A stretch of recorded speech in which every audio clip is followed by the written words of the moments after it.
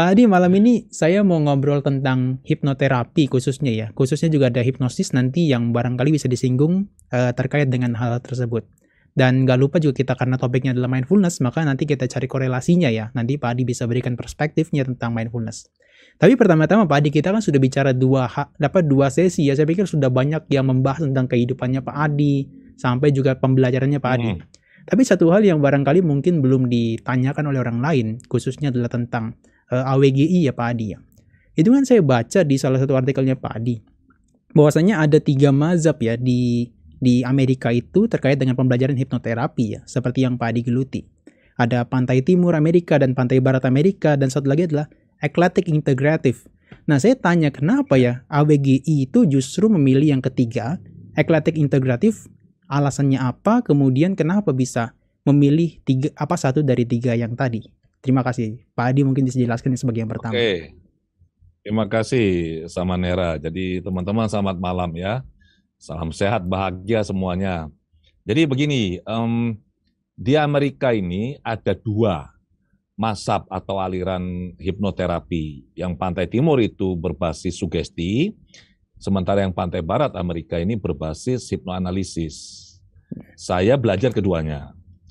Dalam keseharian praktiknya saya menggunakan yang dominan teknik berbasis hipnoanalisis dari pantai barat Amerika.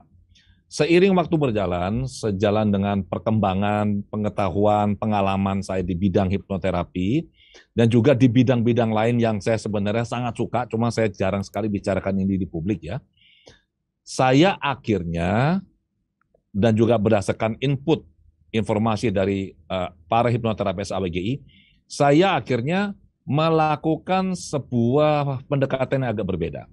Jadi misalnya nih, saya belajar mengenai energy healing, saya belajar mengenai medan morfik, saya belajar mengenai pure awareness, saya belajar mengenai terapi berbasis meridian, kemudian terapi berbasis titik-titik akupunktur. Hal-hal seperti ini yang inline dengan apa yang kami lakukan, itu saya integrasikan ke dalam hipnoterapi. Maka saya menyebut ini sebagai eclectic integratif. Eclectic berarti diambil yang terbaik. Yang inline ya, yang inline. Ada banyak yang baik tetapi tidak inline dengan apa yang kami lakukan, itu saya tidak integrasikan. Jadi kalau dibandingkan dengan yang saya pelajari dulu di Amerika tahun 10 tahun yang lalu ya, pada saat saya ke sana mengambil sertifikasi sebagai Certified Clinical Hypnotherapist, itu 300 jam tatap muka itu, setara 6 semester kuliah itu sudah beda sekali. Jadi yang kami lakukan sekarang ini, khususnya di Indonesia, di AWGI ini kami menamakan itu sebagai mazhab eclectic integratif. Demikian. Oke, berarti memang itu adalah Pak Adi pelajari semua ya, 1 dan 2 ya, yang barat maupun timur itu dipelajari, dan sehingga mendapatkan sebuah teknik yang integratif ya Pak Adi. Ya, jadi gini, pantai timur, ya saya pelajari, bisa dipraktikkan, tapi lebih banyak kami menggunakan yang aliran pantai barat. Jadi perlu mencari, menemukan, kemudian memproses akar masalah. Karena logikanya simpel ya. Tidak mungkin ada akibat tanpa sebab. Itu tidak mungkin. Tidak mungkin ada asap kalau tidak ada apinya. Demikian kan? Jadi kalau ada asap, yaitu simptom yang dialami oleh klien atau individu, pasti ada akar masalahnya. Itu pasti itu. Nah, kami mencari, menemukan akar masalah menggunakan teknik-teknik hipnoanalisis. Di samping itu, saya mengintegrasikan, memasukkan ke dalam protokol hipnoterapi yang saya kembangkan ini hal-hal yang lain. Jadi, yaitu disebut dengan eclectic dan integratif. Oke. Apa ada hubungannya dengan tahan lamanya, Pak Adi? Karena mungkin kalau berbasis sugesti, kemudian itu kan nggak tahan lama ya, hanya beberapa waktu. Apakah yang integratif ini, katakanlah yang eclectic tadi, integratif ini bisa bertahan lebih lama dibandingkan kedua yang lainnya itu? Begini, sebenarnya apakah terapi berbasis sugesti itu bisa memberikan dampak yang bagus? Oh bisa, sangat bisa. Tinggal kita harus lihat, bagaimanapun kan setiap teknik itu ada keunggulan dan ada keterbatasan. Nah, teknik-teknik yang berbasis sugesti ini selain lebih ringkas, lebih cepat proses terapinya, lebih mudah dilakukan ya, ini bisa memberikan dampak. Akan tetapi ada kelemahan. Dalam banyak kasus yang tidak, dan saya ajarkan kepada para peserta, saya bilang bahwa kalau kita memberikan sugesti, kita harus menarget ego personality yang memang bermasalah. Karena kebanyakan orang kan tidak. Bawah sadar ini bisa dipandang sebagai satu unit, satu kesatuan utuh, atau dipandang sebagai suatu sistem yang di dalamnya ada banyak sub-subsistem. Nah, kalau kita memandang dia sebagai satu unit utuh yang biasa dilakukan dalam terapi sugesti, maka ya klien setelah rileks langsung dikasih sugesti. Jadi ditembak nih bawah sadarnya dengan sugesti tertentu. Tapi tidak sesederhana itu. Dalam praktiknya, seringkali yang terjadi adalah sasaran tembak ini tidak akurat, tidak mengenai ego personality yang memang bermasalah.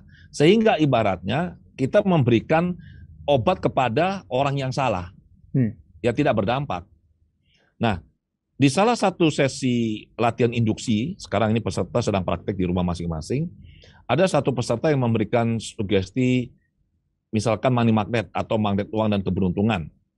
Pada saat dia memberikan sugesti, ini setelah selesai prosesnya ya, klien ini menyampaikan begini, tadi waktu Anda sugesti saya, itu ada suara dalam pikiran saya bilang, oh nggak benar ini, nggak bisa ini, aku nggak seperti ini, nggak benar ini.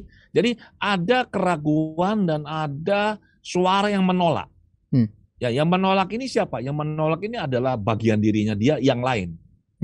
Jadi kalau sudah bertemu kondisi seperti ini, sugesti tidak akan efektif. Oke. Kita harus menggunakan cara lain. Nah, daripada saya menghabiskan waktu banyak untuk mengurusi klien yang sudah disugesti, kemudian kambuh lagi, sugesti lagi, kambuh lagi, akhirnya saya memutuskan saya tidak menggunakan teknik sugesti. Apapun kondisinya, saya cari akar masalahnya, saya selesaikan. Dan hasilnya, dampaknya itu bisa bertahan jauh lebih lama. Oke. Hipnoterapi itu akar masalahnya semacam apa yang digali di hipnoterapi? Jadi begini, proses munculnya sebuah simptom ini kan tidak tiba-tiba. Jadi itu pasti melalui suatu kondisi tertentu. Ya. Satu contoh ya misalnya ya, seorang orang dewasa misalkan yang katakanlah takut dengan kondisi, katakanlah contohnya ini. Misalkan ini, bicara di depan umum, nah, bicara di publik. Kan ada nih, begitu diminta maju, waduh udah keringetan begitu kan, jantung berdebar-debar, napas memburu, kemudian pandangan mulai kabur, keringat dingin keluar. Pokoknya kalau sudah diminta bicara di depan umum, baru berpikir untuk bicara di depan umum, ini semua gejala-gejala fisik sudah keluar. Lidahnya keluh katanya, tidak bisa, mau bicara tidak bisa. Kalau kita berpikir secara rasional, ya, ini kan tidak mungkin. Ini katakanlah seorang dewasa, ini adalah katakanlah pimpinan. Tetapi kalau dia diminta bicara di depan anak buahnya loh, atau teman-temannya, itu tidak nyaman dia. Maka dalam proses terapi, kami hipnoterapis perlu mencari tahu, ini sumbernya dari mana.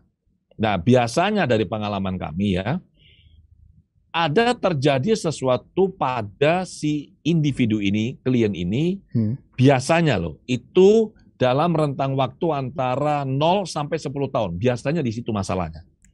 Entah misalkan dulu waktu kecil dia pernah maju di depan kelas, katakanlah kelas 1 SD, kelas 2 atau TKB, kemudian diminta nyanyi atau apalah, dan dia lupa syairnya, dia lupa liriknya, kemudian dia ditertawakan, atau dia diolok-olok.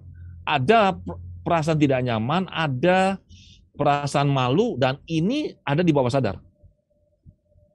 Dan sesuai fungsi proteksi pikiran bawah sadar, yaitu fungsi untuk melindungi individu dari hal-hal yang dia itu pikiran bawah sadar, pikir, rasa, yakin, asumsikan, persepsikan, akan merugikan atau akan bisa mempengaruhi kesejahteraan individu, baik secara fisik, emosi maupun mental, maka si bawah sadar ini akan memunculkan simptom.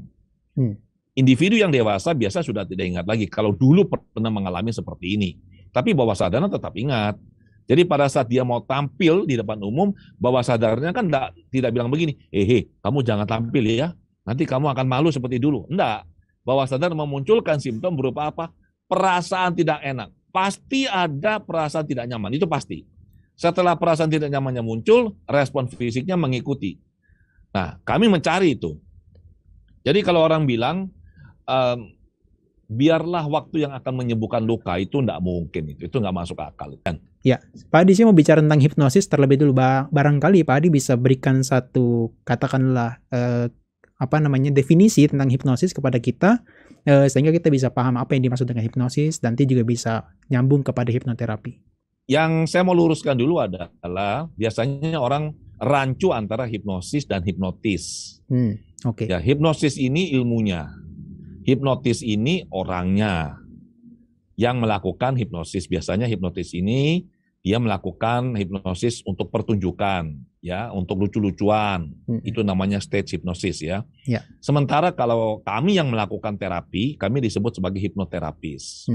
Nah, sekarang hipnosis ini apa? Hipnosis ini adalah kondisi kesadaran.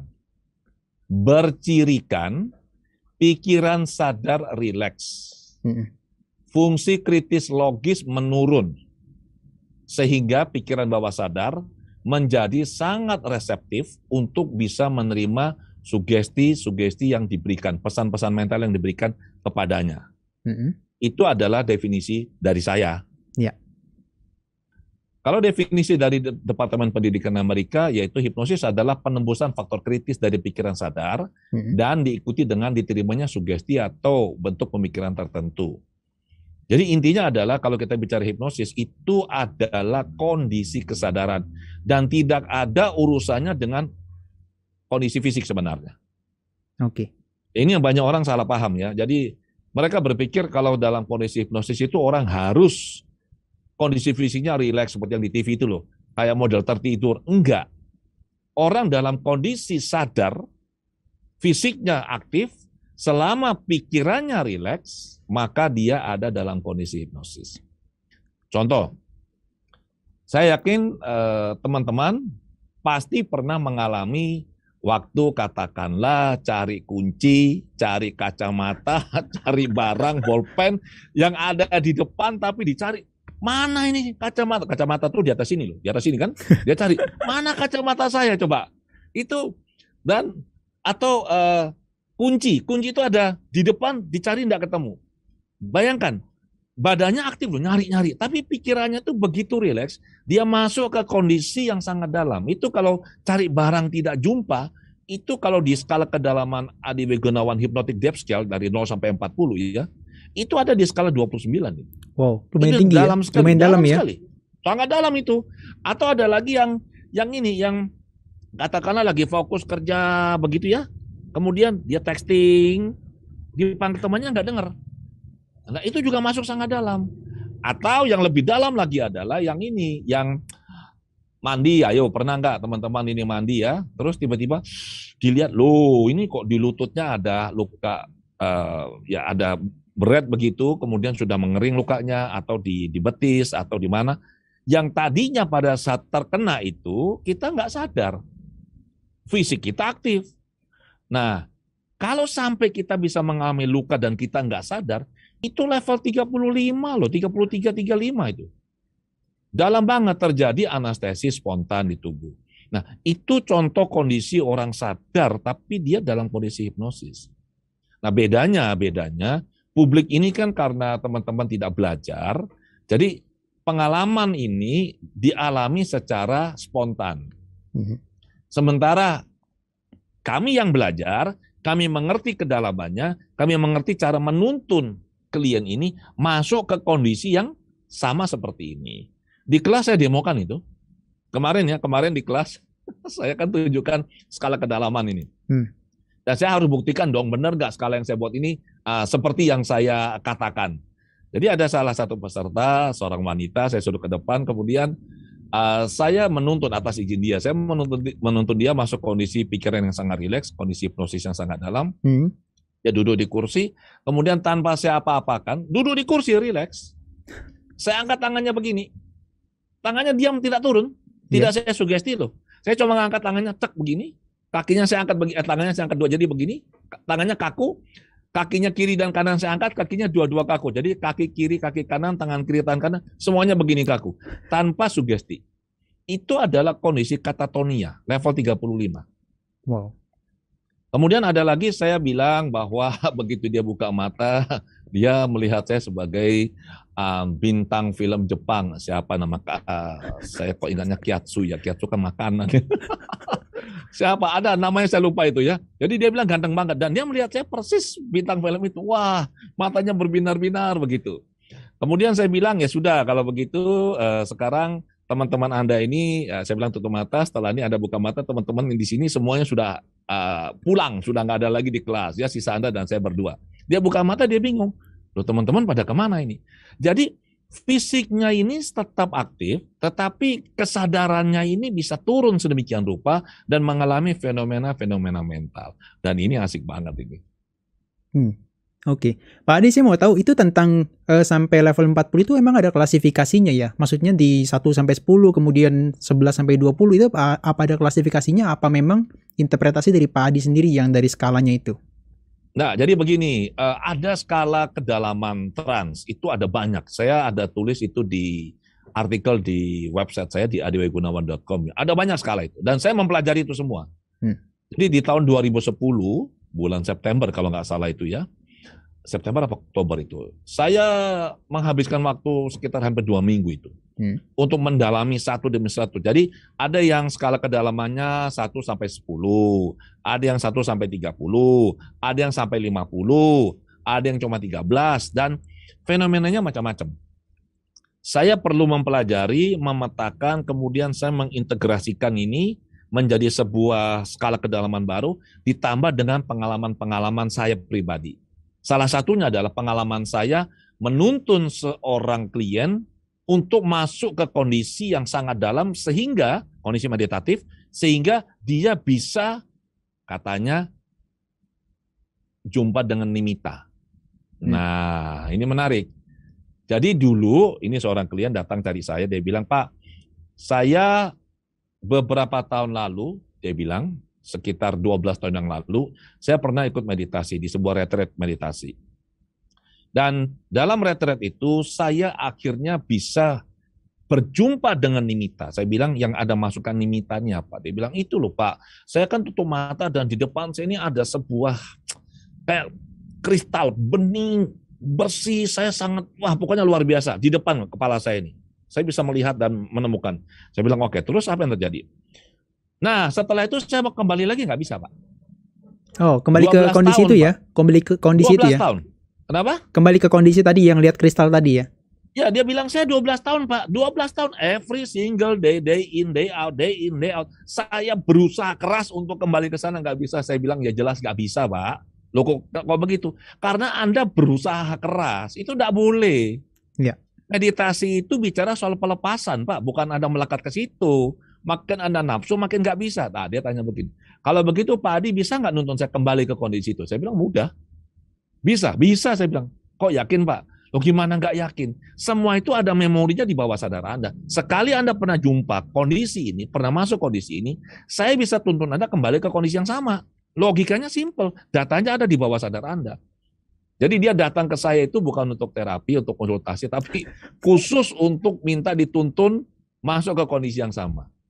Yang saya lakukan apa? Saya tuntun dia. Nah, di situ saya mendapatkan hal-hal yang tidak ada di literatur. Jadi, oh ternyata dia sampai, dia bilang, Pak badan saya berat. Oke, saya tahu dia di kondisi sekian, level sekian saya tahu nih. Saya sekarang nih mulai merasakan badan saya ini tidak lagi, kaki saya hilang Pak, nggak terasa. Oke, saya catat. Loh sekarang nih badan saya semua nggak terasa Pak. Oke, saya catat. Berarti kan dia masuk makin dalam nih. Tiba-tiba dia bilang, nah ketemu. Dia bilang, ketemu apa? Itu muncul. Saya bilang, serius Pak, muncul persis Pak. Nah nih bening, aduh saya senang sekali. Saya bilang, ya Anda nikmati, Anda lihat, ada fokus ya. Setelah berapa saat saya bilang, saya berikan shortcut. Jadi saya pasangi jangkar, anchor, supaya nanti dia bisa balik lagi kalau dia di rumah. Saya pasangi jangkar, dan setelahnya itu dia bisa lakukan. Jadi berikutnya kalau mau masuk ke kondisi yang sedemikian dalam, dia cukup mengaktifkan jangkarnya. Jangkarnya simpel. Saya bilang kalau Anda satukan 3 jari Anda seperti ini, Anda niatkan, boom, Anda langsung masuk. Setelah selesai dia keluar, nah, saya tangani anak buahnya dia, manajernya dia, itu saya terapi. Nah, setelah saya terapi manajernya, saya jumpa dia lagi, dia bilang, Pak, tadi waktu Bapak terapi manajer saya coba apa? Ya saya coba jangkarnya Pak, jangan-jangan kalau ada Bapak bekerja, kalau nggak ada Bapak nggak bekerja kan, saya kan nggak mau rugi dia bilang. Saya bilang, gimana? Betul Pak. Begitu saya niatkan, saya satukan 3 jari saya tutup mata saya, saya langsung masuk dan langsung keluar nimitanya. Saya bilang, Bapak tinggal lanjutkan Pak. Ya, fokus dan saya bilang saran saya, Anda perlu cari guru meditasi yang bagus loh. Karena ini sudah tahap yang cukup advance menurut saya. Anda tidak bisa sembarangan nih. Harus cari guru meditasi yang bagus. Demikian. Di kondisi itu udah level kedalamannya ke berapa, Pak? 30 ke atas atau gimana? Nah, itu saya gini, kalau di level 30 pada skala kedalaman yang saya susun, itu orang akan melihat cahaya biru, ungu, hijau, begitu kan? Nanti kalau semakin fokus kan dia akan berubah menjadi putih kan? Nah, semakin fokus kan nanti dia mulai menjadi bening kan, benar kan? Ya. Dan akhirnya mengkristal, seperti kayak berlian begitu. Nah, itu kedalaman yang sangat dalam. Kalau dia cuma melihat cahaya itu di level 30 pada skala kedalaman yang saya susun. Nah, saya akhirnya berdasar pengalaman seperti gini, saya mengintegrasikan itu ke dalam skala kedalaman yang saya susun. Jadi skala kedalaman yang saya susun ini selain saya mengacu pada skala kedalaman yang sudah ada di mana di literatur, ditambah lagi pengalaman praktek. Jadi kan pada saat saya praktek, klien bisa cerita, jadi saya bisa tahu kira-kira dia ada di mana, kira-kira ada di mana ya. Ini adalah sebuah penyusunan berdasarkan fenomena, pikiran dan fisik. Sebenarnya ada satu lagi yang saya sangat dambakan suatu saat bisa dilakukan adalah kita bisa mengukur gelombang otaknya dengan mesin EEG. Bukannya udah ada, Pak? Bukannya udah ada ya? Bukannya udah ada pakai MR itu? Lain, beda. Jadi itu harus dengan alat khusus, sama-sama mesin EEG tapi alat yang khusus. Saya kapan hari itu sempat hampir mau belajar ke Amerika, akhirnya saya urungkan satu waktu, kedua mahal. Itu sekali belajar, terbang ke sana, biaya workshopnya, plus mesin EEG khususnya, ditambah laptopnya harus yang khusus ya. Itu yang VGA card-nya itu harus yang benar-benar ampuh itu, karena dia dalam satu waktu bersamaan itu harus bisa menampilkan 24 channel, grafik 24 channel itu. Jadi itu harganya, belajarnya itu semua itu setara dengan harga satu kijang Innova. Jadi saya pikir nanti dulu lah, cari waktu yang lain lagi. Oke. Pak Adi, ini kan tadi kita bicara tentang kesadaran ya, bawah sadar dan sebagainya. Saya ada baca tentang artikelnya Pak Adi, itu adalah terkait dengan komponen kesadaran. Ternyata kesadaran kita tuh punya komponen ya Pak Adi ya. Saya baca ada energinya, kemudian ada strukturnya, kemudian ada kondisi kesadarannya atau state of consciousness-nya, sampai kepada isi kesadarannya. Itu barangkali boleh dijelaskan Pak Adi. Apa hubungannya dengan awareness nantinya? Oke, jadi kalau kita bicara kesadaran ya, jadi tidak sesederhana yang selama ini kita pikirkan bahwa kesadaran ya kesadaran tidak. Agak susah kalau dalam bahasa Indonesia ya. Kalau dalam bahasa Inggris ini lebih mudah. Jadi ada yang namanya awareness. Ya. Ada yang namanya consciousness. Kalau diterjemahkan kan sama-sama kesadaran, benar nggak? Iya. Jadi ada awareness, ada consciousness, ada state of consciousness, ada content of consciousness, ada yang namanya generalized reality orientation, ada attention, ada concentration, ada mindfulness, ada energy, ada structure. Jadi saya kumpulkan dari berbagai literatur dan juga dari pemahaman saya di bidang hipnoterapi. Akhirnya ada 10 yang saya tulis di artikel itu, memang tidak selengkap yang saya sampaikan barusan. Jadi ada awareness. Jadi mudahnya begini teman-teman. Kita berada di dalam sebuah ruangan yang gelap. Tidak ada lampu. Tapi kita bisa merasakan atau menyadari ini ada sesuatu di sana, ada sesuatu di sana. Mengerti maksud saya ya? Iya. Kita bisa merasakan ini. Nah, radar kesadaran ini awareness. Jadi kita tahu, oh di sini ada sesuatu. Di situ saya bisa merasakan ada sesuatu. Itu awareness-nya kita. Kemudian kita pegang center misalkan. Bahasa Inggrisnya itu sentolop. Nah, kita pegang center. Di ruangan yang sangat gelap ini, begitu kita center, kita nyalakan, menyorot satu wilayah yang spesifik, ya, itu berarti kita conscious. Oke. Tiba-tiba, oh, itu ada sesuatu. Kita langsung kita conscious, kita sadar ini ada sesuatu di sini. Hmm. Kemudian pada saat itu bagaimana kondisi kesadaran kita? Apakah kita senang, apakah kita kaget, atau kita biasa-biasa saja? Ya. Terus bagaimana dengan konten kesadaran kita? Apa yang muncul di pikiran kita setelah kita mengamati ada sesuatu di situ? Pada saat kita sudah tahu ada sesuatu, tentu saja kan kita akan memberikan perhatian, benar nggak? Ya. Saat itu adalah kita masuk ke yang namanya attention. Jadi kita conscious, kemudian kita, saya perhatikan itu. Itu attention. Semakin kita fokus, itu namanya concentration. Kemudian pada saat kita melihat objek, kita menyadari objeknya, kita menyadari apa yang di pikiran kita menyadari apa yang kita rasakan, kita mindful. Ya. Nah, tentu saja untuk ini kita butuh energi. Karena untuk bisa mempertahankan kesadaran, menjaga kondisi kesadaran ini butuh energi. Nah, seperti itu kurang lebihnya. So, how about the structure, Pak Adi? Gimana tentang struktur itu? Nah, struktur itu dipengaruhi oleh pengalaman kita sebelumnya. Jadi, pada saat kita melihat sesuatu, kita kan tidak kosongan, benar nggak? Pasti sudah punya data sebelumnya, kan? Jadi, sudah punya struktur pemikiran tertentu mengenai sesuatu. Dan ini ada di bawah sadar semuanya. Oh, itu namanya prior knowledge ya, Pak Adi bilangnya? Bisa dibilang begitu. Oke, berarti semua itu terintegrasi jadi satu dan jadi disebut sebagai kesadaran gitu ya? Ya, dan itu berlangsung sangat cepat. Cepat yang luar biasa. Jadi, begitu kita jumpa sesuatu, ini langsung bermain semuanya dengan sangat cepat. Seperti kita ketahui ya, bawah sadar itu kecepatan pemrosesan datanya itu 40 juta bit informasi per detik. 40 juta ya? Ya, pikiran sadar cuma 40. 1/1 juta ya? 1/1 juta. Makanya luar biasa.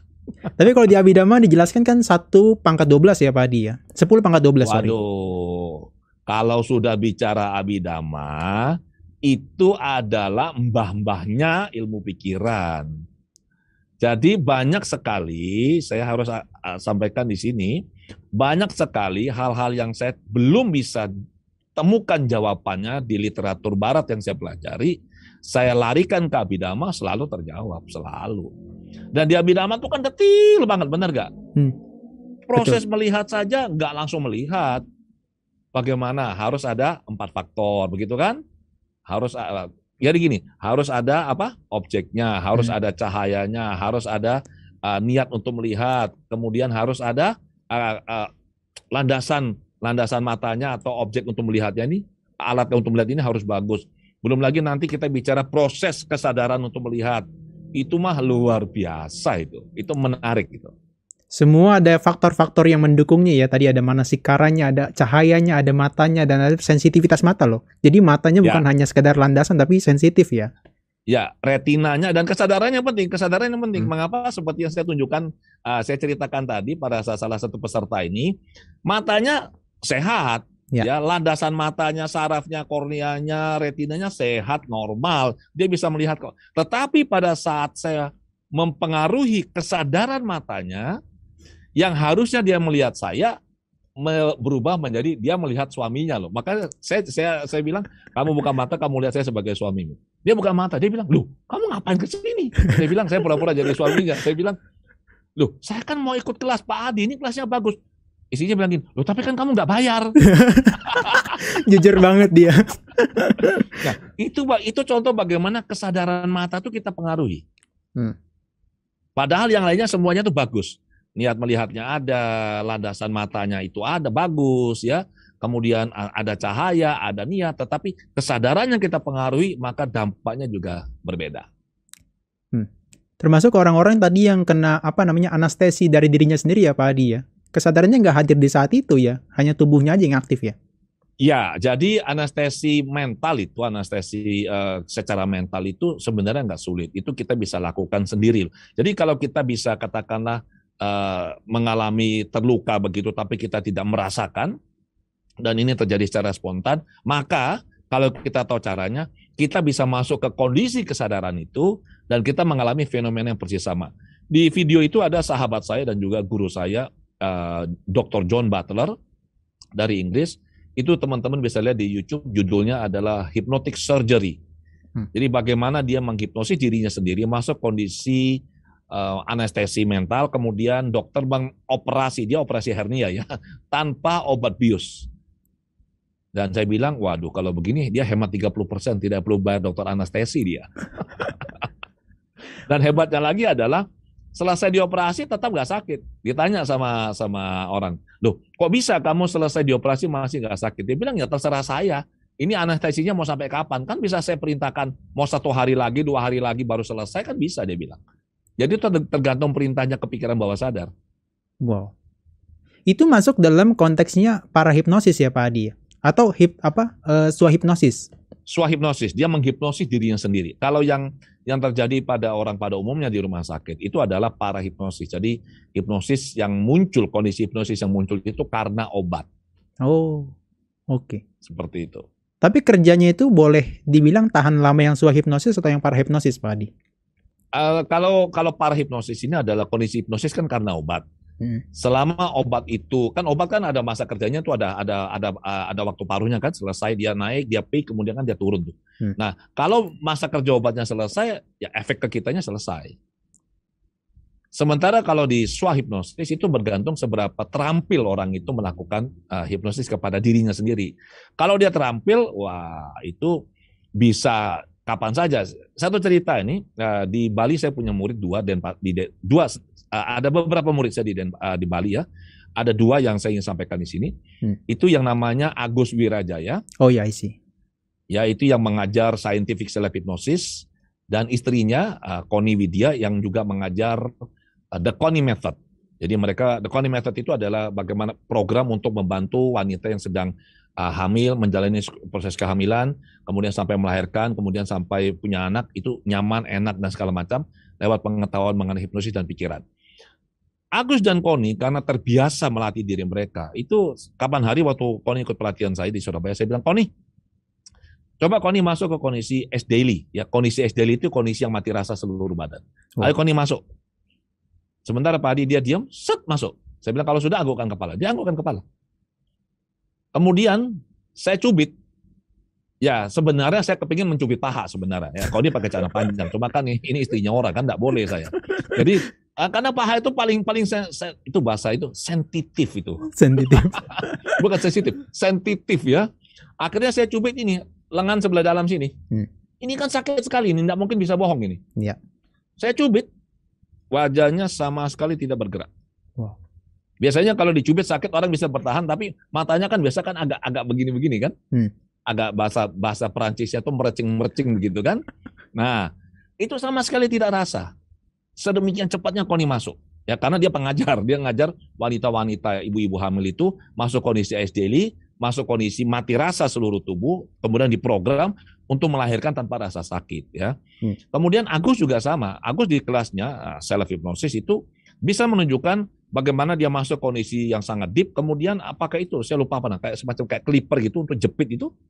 Alat kedokteran itu dijepitkan ke sininya. Sama sekali tidak ada rasa sakit. Nah, kalau kita terampil melakukan ini, ya sama dengan meditasi lah. Kalau kita sudah terampil, maka kita bisa masuk kondisi ini dengan cepat, mudah, dan tinggal mau berapa lama kita ada di sana. Demikian. Wow, keren ya. Itu swahipnosis dan swaterapi ya Pak Adi sebetulnya ya? Ya, sebenarnya itu. Dan mudah dipelajari sebenarnya. Asalkan diajarkan oleh orang yang memang kompeten di bidangnya. Ya. Saya sangat rekomen kelasnya Agus Wirajaya, self hypnosis itu. Bagus banget itu.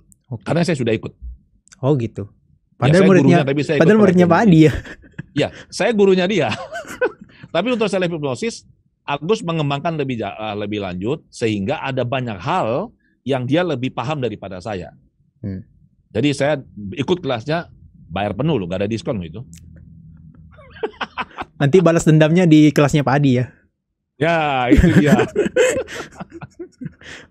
Oke, Pak Adi tadi ada ngomong ya tentang orientasi untuk katakanlah hipnosis, kemudian juga daripada beberapa intervensi tertentu. Itu orientasinya untuk mengatasi berbagai macam akar masalah. Atau kalau saya bilang boleh analgesia ya Pak Adi, analgesik sifatnya. Untuk mengatasi rasa sakit dan sifat. Bukan. Bukan analgesik. Jadi begini, saya kasih satu contoh misalkan. Ini baru-baru kejadian ini ya. Saya tulis di Facebook saya ini. Jadi seorang ibu ini dia mengalami kondisi kesehatan kurang baik. Jadi kondisi yang disebut dengan nasofaring karsinoma. Jadi Hmm. ada kanker nasofaring. Dan ini kan harus di radioterapi, di radiasi. Jadi kalau dia pasang topeng itu kan untuk mengamankan wajahnya, kan yang disinar itu kan daerah leher. Itu dia ketakutan luar biasa. Oh. Nah, itu saya bantu hilangkan takutnya. Hmm. Jadi kalau ada seseorang misalkan mudah sedih misalkan. Kenapa dia mudah sedih? Terjadi sesuatu dong. Kemudian kita hilangkan penyebabnya, ya mudah sedihnya akan otomatis berhenti. Misalkan yang paling mudah ya. Kalau ada orang yang takut sama katakanlah sama jarum suntik misalkan. Kalau dia takut sama jarum suntik, begitu dia jarum suntik, dia kan pasti panik luar biasa.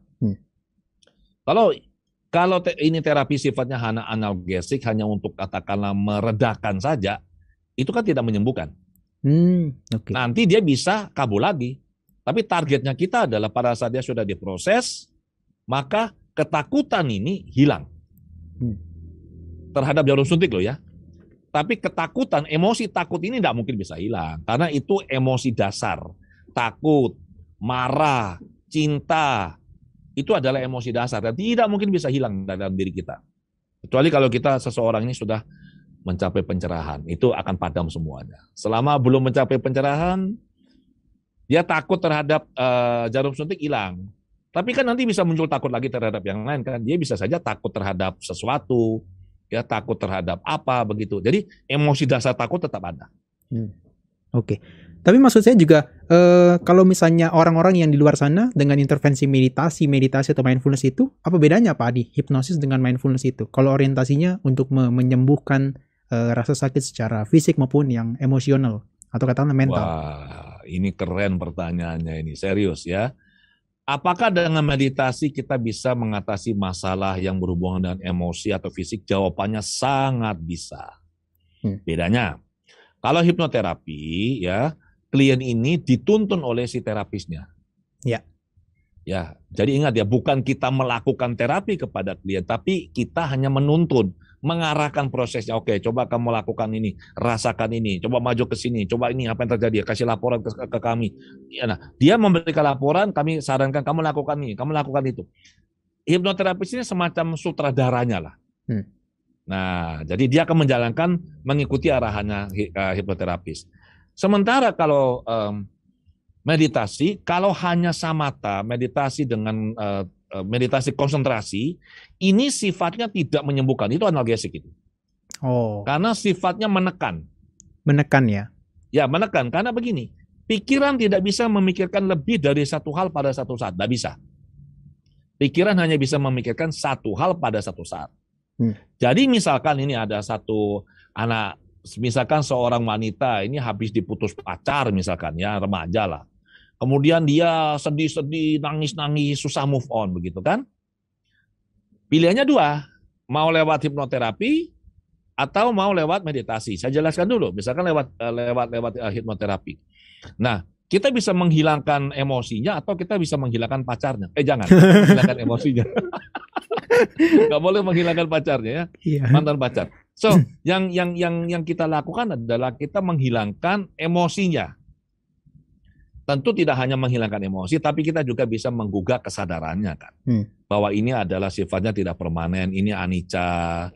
Kalau kamu dulunya tidak kenal, kemudian kamu kenal, kemudian memadu kasih, kemudian pisah, itu adalah proses kehidupan yang tidak mungkin bisa dihindari. Kalaupun Anda menikah dengan dia, begitu ada tanda tangan surat nikah, itu sudah tanda tangan surat pisah. Bisa pisah karena cerai sebagai manusia atau dipisahkan oleh maut. Benar nggak? Ya, benar. Ya, atau apa? Dipisahkan oleh pengacara, kan begitu. Nah, kita bisa menghilangkan emosinya, bisa dengan dahar teknik, bisa dengan hipnoterapi, dan bisa macam-macam. Sekarang bagaimana dengan meditasi? Bila dia menggunakan teknik samatha, teknik pemusatan perhatian, dia fokus misalkan hanya pada satu objek.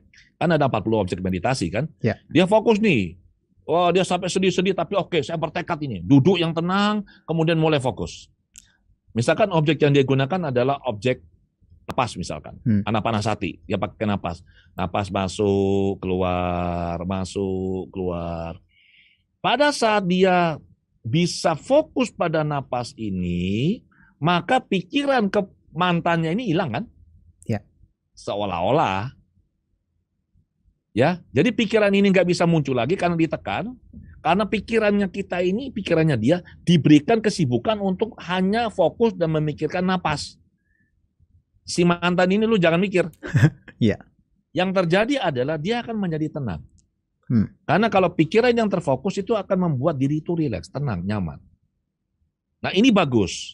Karena dengan ketenangan ini dia punya bekal untuk bisa berpikir lebih jernih untuk mengatasi masalahnya dia. Tapi kalau misalkan dia tidak cukup kuat ya, misalkan dampak dari efek dari meditasi sama matanya belum benar-benar kuat, nanti setelah dia beberapa saat setelah meditasi itu nanti mulai galau lagi nih, aduh muncul lagi nih perasaan gak nyamannya ini. Itu satu. Ya. Solusinya adalah sebenarnya dengan vipassana sebenarnya, meditasi dengan mindfulness. Jadi begini, setelah dia tenang, dia rileks, dia sudah fokusnya kuat, kemudian misalkan tiba-tiba muncul ini pengalaman dia dengan pacarnya, itu kan dia hanya mengamati, menyadari saja. Dia hanya mencatat di batin, oke, ada pengalaman ini. Dia tidak memberikan label, dia tidak memberikan penilaian, dia tidak berusaha mengubah pengalaman itu, hanya menyadari. Itu kan mindfulness. Ya. Jadi dengan dia hanya menyadari, bentuk pikiran ini muncul, kemudian pasti padam dong. Kan tidak mungkin selamanya akan muncul. Sesuai dengan hukum itu kan setelah dia muncul, bertahan, dia pasti padam. Setiap kali dia muncul, bertahan, padam, dan tidak diintervensi dalam bentuk apapun, hanya disadari, ini yang hebatnya, ini luar biasanya, vipassana. Maka kekuatan, cengkeraman memori dan emosi atau energi dari pengalaman ini, itu mulai berkurang. Nanti dia muncul lagi, diamati saja, itu akan mulai berkurang. Makin lama, makin berkurang, hingga akhirnya pada suatu saat nanti, begitu memori itu muncul, dia lihat, biasa, udah ada apa-apa sudah.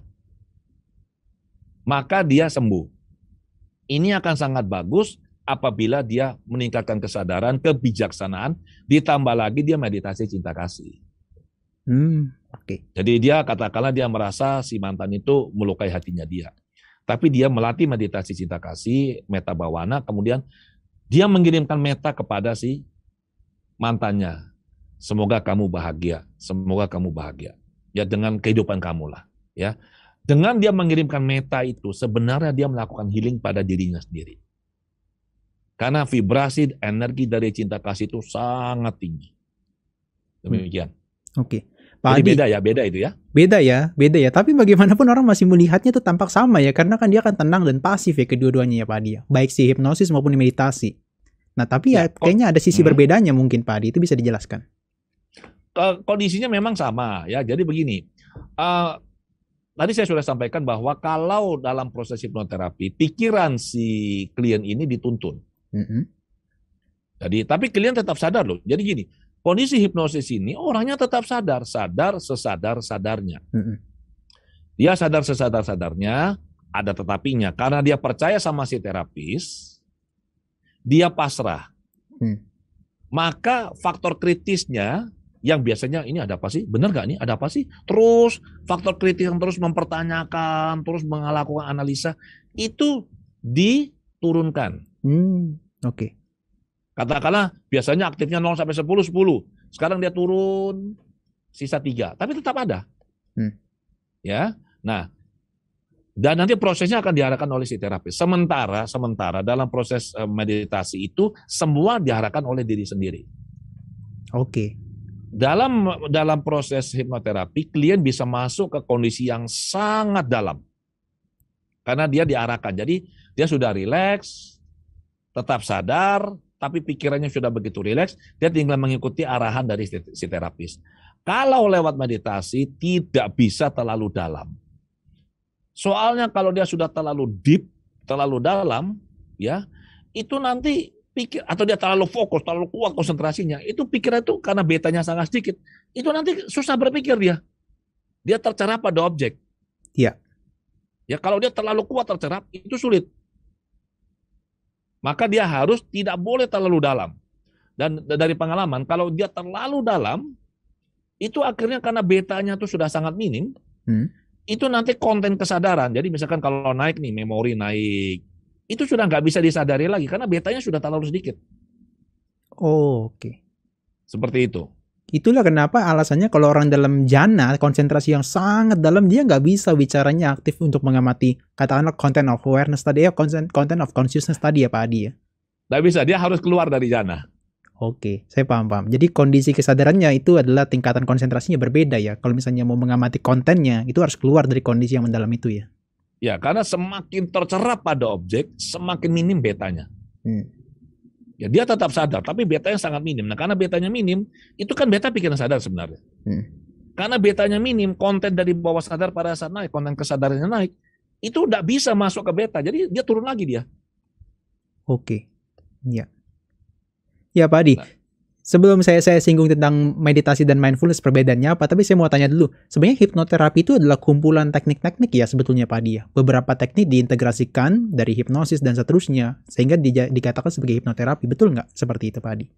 jadi begini, hipnoterapi itu kan terdiri dari dua kata, hipnosis dan terapi. Iya. Hipnosis adalah kondisi kesadaran bercirikan pikiran sadar rileks, fungsi kritis pikiran sadar menurun, sehingga pikiran bawah sadar reseptif menerima pesan-pesan mental baik dalam bentuk verbal maupun visual untuk bisa dipahami, diterima, dan dijalankan. Ini adalah kondisi hipnosis. Nah, sementara untuk terapi mau pakai teknik apa saja silakan. Orang dalam kondisi hipnosis yang sangat dalam, kemudian dia dibacakan kitab suci, ayat suci, itu hipnoterapi. Karena definisinya adalah hipnosis plus terapi. Dia masuk kondisi hipnosis, kemudian dia katakanlah membayangkan sesuatu hal yang membuat dia bahagia, itu hipnoterapi. Karena hipnosis plus terapi, tapi sugestinya berupa pengalaman ini, visual. Jadi tekniknya bisa apa saja, asalkan kalau itu dilakukan dalam kondisi hipnosis, itu by definition adalah hipnoterapi. Oke. Ya Pak Adi, untuk terkait dengan hipnoterapi tadi kan pasti nanti ada hubungannya dengan mindfulness ya. Tapi kita bahas dulu mindfulness. Ini kan mindfulness nih yang di barat ya khususnya. Ini berkembang secara eksponensial loh setahu saya ya. Dari beberapa meta-analisis yang dari jurnal-jurnal artikel yang saya baca, itu mereka adalah untuk mereduksi berkaitan dengan stres, depresi, apalagi kemarin ketika masa COVID, begitu banyak meningkat ya. Tentang penulisan jurnal ilmiah terkait dengan hal tersebut. Nah itu bagi Pak Adi sendiri pandangannya gimana tuh? Apabila mindfulness atau dikatakanlah meditasi, itu justru digunakan untuk intervensi seperti itu. Bagaimana menurut Pak Adi? Jadi begini, mindfulness ini sesuatu sebenarnya hal yang sangat kunci ya. Kalau orang mindful, hidupnya akan enak. Tapi masalahnya orang itu tidak mindful, mereka mindful. Jadi mainnya itu full. Mikir banyak hal dalam suatu saat, itu akan membuat mereka susah. Kenapa orang ini hidupnya menderita? Karena mereka tidak aware, tidak mindful dengan apa ya yang terjadi di pikiran atau di batinnya. Satu contoh nih, misalkan, dengar pada saat COVID kemarin ini, dengar ada temannya yang kena COVID dan meninggal. Baru dengar meninggal langsung, dok, wah sudah kacau, pikiran kacau, tidak enak, makan susah, tidur susah ya. Akibatnya stres-stres sendiri. Mengapa seperti ini? Karena cara kerja pikiran yang sedemikian cepat ya, pikiran ini bekerja dengan sistem stimulus respon sebenarnya. Iya. Seperti conditioningnya si Pavlov itu. Pavlov, yes. Ya, jadi kalau ada A akan langsung muncul B. Tapi sebenarnya bukan A langsung muncul B. Dia dari A akan melewati sebuah proses, kemudian baru muncul B.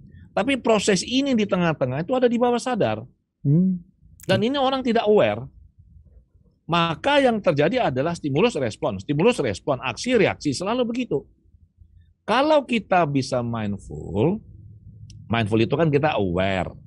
Kita mengembangkan kesadaran kita, dalam bahasa palingnya kan satinya kita. Kalau kita bisa melatih kesadaran kita, pengamatan kita menjadi tajam, pada saat sesuatu, begini, kalau satinya kita kuat, kalau katakanlah perhatian kita kuat, konsentrasi kita kuat ya, kemampuan mengamati kita kuat, maka begitu ada sesuatu kemampuan ini, sati ini akan bisa memperlambat derasnya arus informasi yang masuk. Karena sati itu akan membuat dia menjadi semacam kayak slow motion. Ada teman yang kena COVID dan meninggal. Enggak langsung langsung takut enggak. Oh, disadari, oh ada teman saya yang kena COVID ini meninggal ya. Jadi dengan mindfulness-nya kita memotong set ini. Kalau ini akan ini. Kenapa? Karena kita memperlambat proses yang di tengah. Sehingga setelah ada kejadian, ada stimulus, oh teman saya meninggal ya karena COVID. Kita berpikir sebentar, kita hanya bilang ya semoga dia terlahir di alam bahagia. Kita menjadi tenang.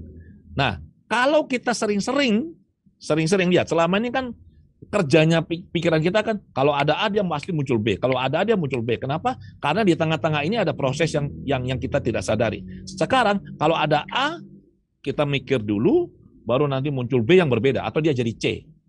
Kalau ini kita bisa lakukan berulang, maka ini menjadi namanya new normalnya kita.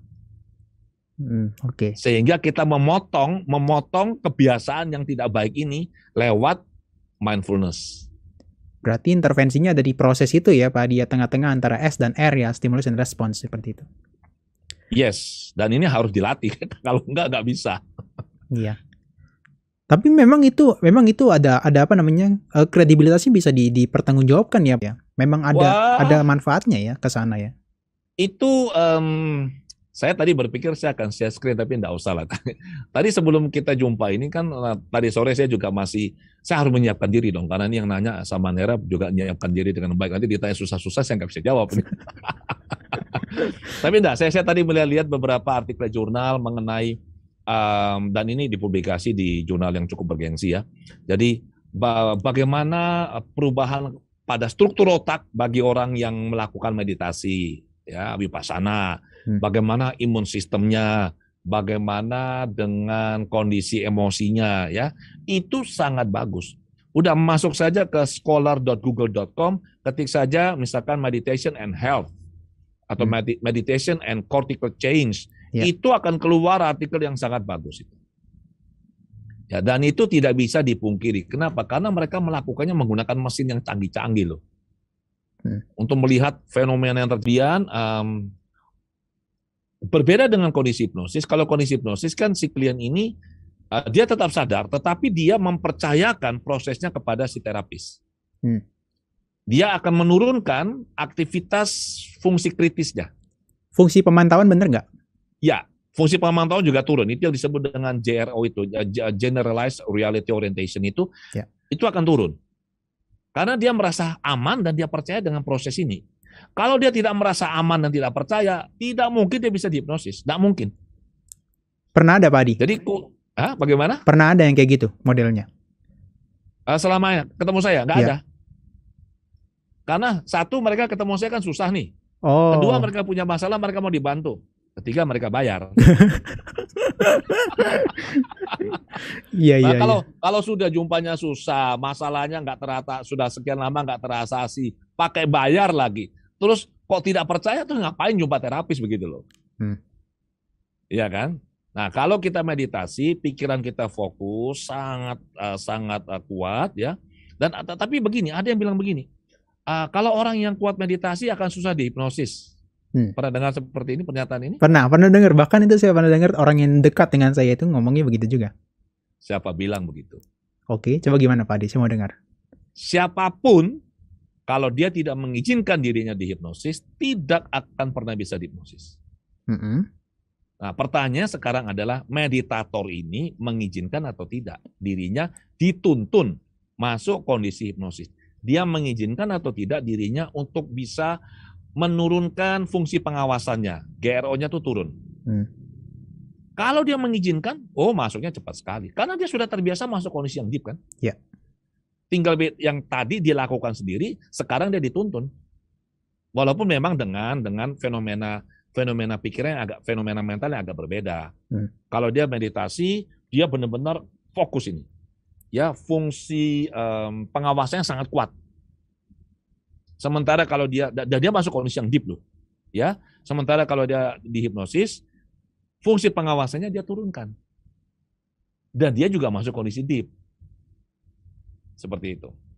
Pak Adi, saya penasaran satu hal. Serius, ini adalah mungkin pertanyaan jagoan saya pertanyaannya. Kalau di meditasi itu kan kita kan ada niwarana ya, rintangannya kan. Apa kita menjadi terdistraksi kan sama niwarana. Nah, kalau di dalam hipnosis, dia sudah masuk dalam kondisi kedalaman katakanlah 15, proses menuju ke 30 gitu kan ya. Ada nggak distraksi atau rintangan yang Pak Adi pernah temui sehingga orang ini sulit untuk masuk ke kondisi ke 30 itu misalnya? Oke. Jadi begini, skala kedalaman yang saya susun itu 40 level ya.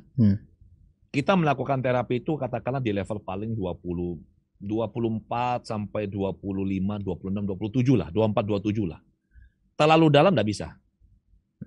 Jadi kalau terlalu dalam itu nggak bisa, ya. Kemarin saya waktu tunjukkan saya induksi peserta, karena kan saya harus mendemokan bagaimana cara melakukan induksi dengan skrip ADW Gunawan Induction itu. Kelihatan sekali peserta yang sudah masuk kondisi relaksasi itu saya tanya, gimana perasaannya? Dia susah sekali bicara karena dia terlalu rileks, terlalu deep. Jadi kita tidak mau itu terjadi. Oke, sekarang apa rintangannya? Satu-satunya rintangan, hambatan yang membuat seseorang itu bisa masuk kondisi hipnosis yang dalam itu adalah perasaan takut. Satu-satunya. The one and only. Jadi, the golden rule dalam hipnoterapi atau hipnosis adalah klien itu akan masuk sedalam yang dia izinkan untuk dia masuk dalam upaya menyelesaikan masalahnya. Selama dia merasa aman. Kalau dia tidak merasa aman, dia akan bertahan sedangkal mungkin. Dia tidak mau masuk deep. Karena apa? Dia kan tidak percaya sama terapisnya, nanti saya diapain ini, gimana ini ya? Jadi pikiran fungsi pengawasannya terus aktif, terus mulai ini dia mau ngomong apa ini, dia melakukan apa pada saya. Maka kalau si klien ini percaya total pada si terapis, Bang, aduh enak banget. Tutup mata, tutup dia. Udah relax dia. Masuk deep dia langsung. Very easy. Oke. Tapi kalau misalnya bertanya-tanya dia skeptik dengan hipnoterapisnya itu malah sulit ya, sama seperti dalam keadaan meditasi ya. Ya, jadi begini, makanya tidak boleh ada rasa takut. Banyak teman saya juga yang mau meditasi dan mereka itu suka tapi takut. Karena mereka tidak ngerti nanti, wah kalau saya nanti masuk kalau kerasukan bagaimana? Tuh, ada ya toh. Kalau nanti saya sudah masuk terus saya nggak bisa keluar bagaimana? Iya kan? Nah, karena ketidaktahuan mereka ini, mereka akhirnya takut atau skeptik. Karena mereka takut, fungsi proteksi bawah sadarnya langsung jalan. Fungsi proteksinya menyatakan apa? Bawah sadar akan melindungi individu dari hal-hal yang dia bawah sadar persepsikan, yakin, rasakan, asumsikan, percaya bisa merugikan atau berdampak negatif pada kesejahteraan individu. Jadi kalau dia itu percaya kalau dia meditasi nanti akan terjadi hal-hal negatif, bawah sadar tidak akan mengizinkan dia masuk. Oke. Itu sebabnya kenapa belajar meditasi butuh pemahaman yang benar, pandangan yang benar, cara yang benar, dan bertemu dengan guru yang tepat untuk bisa dituntun.